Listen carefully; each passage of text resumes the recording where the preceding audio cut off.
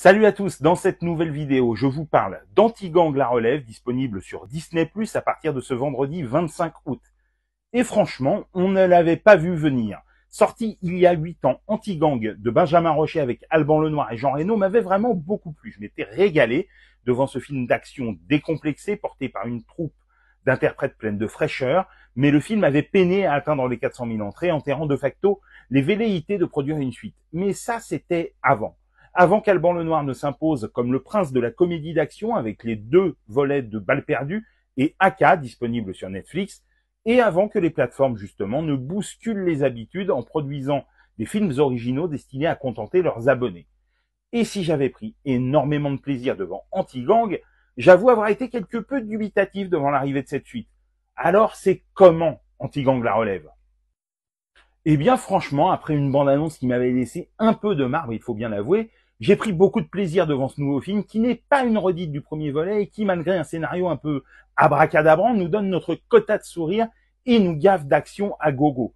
Comme dans le premier film, les fusillades sont extrêmement bien shootées, Alban Lenoir et sa décontraction à toute épreuve, sa manière impressionnante de mener les combats et la vérité qui émane des cascades font que le film passe à toute allure sans qu'on ait le temps de s'ennuyer. Et même si je craignais que la présence d'une enfant au milieu de toutes ces tartes dans la gueule n'aseptise un petit peu trop l'ensemble, j'ai trouvé que la jeune Cassiopée Mayence, qui joue la fille de Nils, est une véritable bombe thermonucléaire, tant son naturel et son abattage m'ont enthousiasmé. La présence de Jean Reno est cette fois beaucoup plus anecdotique, et si on a le plaisir de retrouver quasiment toute la bande du premier film, c'est-à-dire Sébastien Lalanne, Jean Toussaint Bernard, Oumar Dio et Stéphie Selma, et qu'ils sont tous impeccables, force est de constater que c'est Alban Lenoir qui mène la danse avec brio. Mais heureusement que toute cette bande conserve ce potentiel d'attachement qui nous a fait aimer le premier film.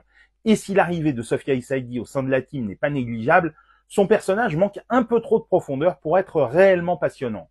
On regrette d'ailleurs que le scénario survole parfois un petit peu trop les choses, mais on saluera l'énergie et la qualité de la mise en scène de Benjamin Rocher qui fait qu'Anti-Gang la relève et les véhicules parfaits pour entrer de plein pied dans la rentrée.